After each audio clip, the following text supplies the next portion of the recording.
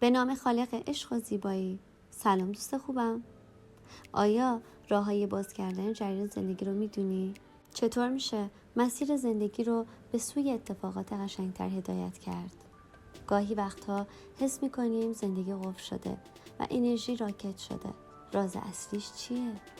اینکه یاد بگیریم چطور انرژی رو دوباره به جریان بندازیم و تقدیرمون رو جلو ببریم. پس به امید خدا با هم پیش به سوی عشق، انرژی مثبت، تقدیر و اتفاقات عالی و زیبا. دوستای عزیزم، قدم اول فنگ شوی، نظم و مرتب کردن خونه، محل کار، ماشین، هر آنچه که در اطراف ماست.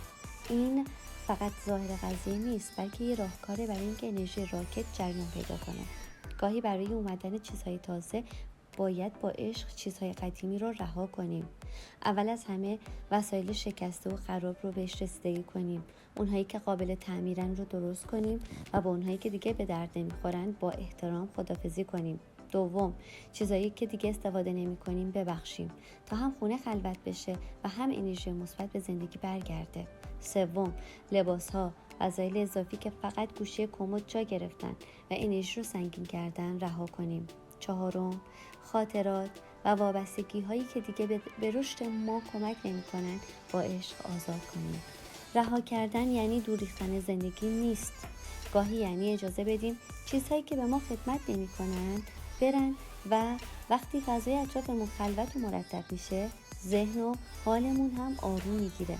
این نظم بیرونی بهترین فرصته تا فضایی توی دل و درونمون باز بشه، فضایی برای آرامش، عشق، فرصت‌ها و فراوانی‌ها و حس خوب.